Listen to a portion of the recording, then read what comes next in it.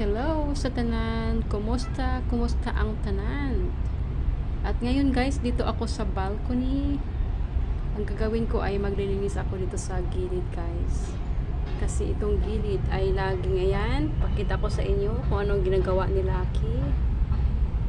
At ilang araw ko itong hindi nalinis guys. Kasi kung nakaraang araw ay nagkakasakit kami ng dalawa ni ate. At ngayon, napakadumi na ng gilid. Kailangan ko nang linisan. Mayroon akong basahan dito. Yan, dito sa Lucky. Ganito lang ginagawa ko guys. Gumamit ako ng kutsara at basahan. Babalot ko lang siya ng ganyan. Kasi hindi ito maaring anuhan ng tubig guys. Kasi papasok sa loob ng sala. So, ayan yung napakadumi. So, ganito lang yung ginagawa ko sa bawat gilid. Dito ako mag-umpisa. So, kailangan na itong balik-balik hanggang luminis. Ayan na yung yan. Napakadumi. Ulit-ulitin lang ng ganito hanggang luminaw. Oh, yan. Ganyan yung, ito yung napakapanghi. Kasi kung tubigan mo siya guys, hindi maaari. Papasok sa loob ng sala. At masisira yung kanilang tabla. So ito, paulit-ulitin ko lang ito ng dokot-dokot hanggang luminaw. O, di ba napakadumi at napakapanghi. Nagmask pa nga ako. Kasi kung hindi ka magmask dito talagang sasakit yung ulo mo sa panghi. At dami kong basahan na dala at paulit-ulit at labahan din hanggang talagang mawala. Itong kutsara na to guys is hindi na yan ginagamit ha. Baka isipin nyo na ang dugyot ko naman, ginagamit ko dito tapos ginagamit sa pagkain. Hindi guys. Dito lang talaga sa to ginagamit ko panginis dito sa gilid na to. Ay, hindi na madukot eh. Ay, hindi ko na mahila eh. Daming simento.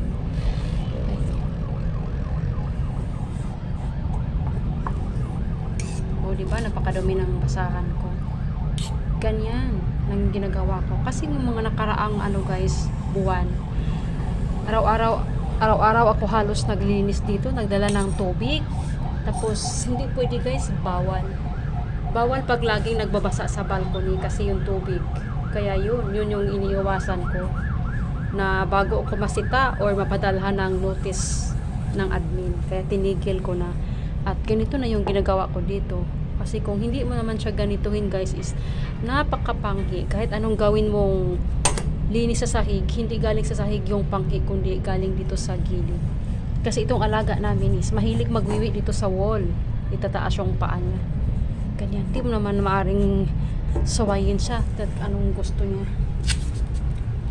At ulit-ulitin ko lang ng ganito hanggang mawala. At yung basahan ko pa is yan guys, may inano ko ng konting sunrocks.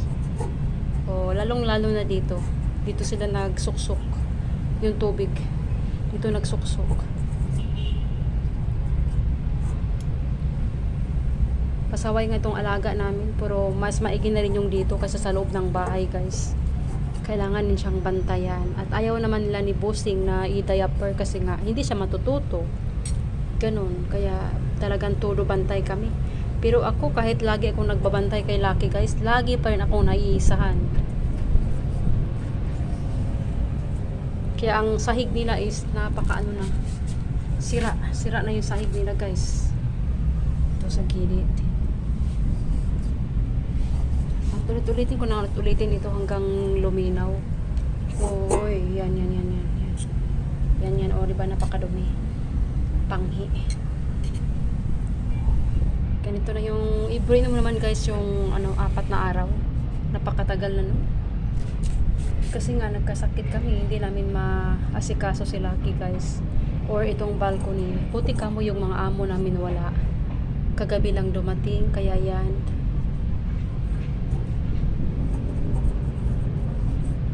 Lalong sasama yung pakiramdam mo dito pag ito yung naaamoy mo.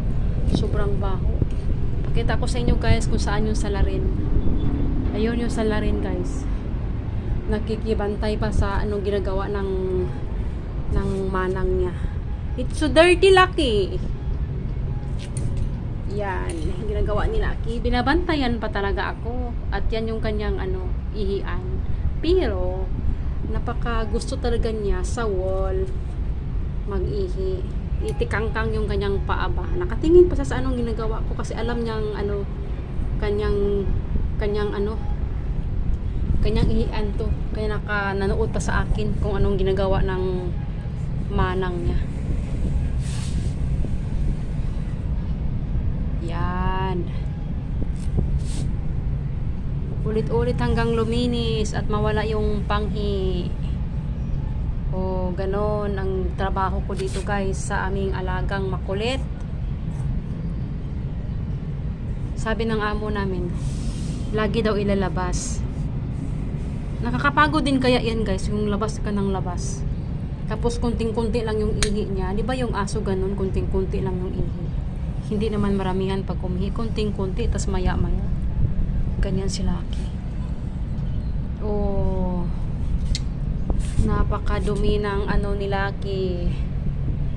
Agi. Mabuti ka mo itong amo ko ay hindi mahilig guys magtambay dito sa balcony, dito sa living room balcony, hindi sila mahilig. Doon na sila sa kabilang balcony kasi walang amoy doon guys. Walang ihi ni Lucky. Dito kasi nandito yung kanyang banig, yung ihian. Lagi ko namang nililinis pero yung amoy talaga is parang hindi mawala-wala kay dahil nga dito sa sa gilid dito sumiksik yung mga amoy. O ganyan lang yung ginagawa ko guys kung paano ko linisin yung yung agi ni Lucky dito at naka 7 minutes na pala ako. So yun, hanggang dito na lang guys. Basta ganun yung ginagawa ko, dinudukot ko lang ng kutsara at basahan at paulit-ulit hanggang doon sa dulo doon. Yan. At hindi naman maaring panay ka ng tubig at papasok doon sa loob ng bahay yung tubig at masisira yung tabla. At nandito yung salarin, nanatili pa rin nandito. Ayan. Hanggang dito na lang guys. Maraming salamat. Please like and subscribe to my channel. Bye-bye.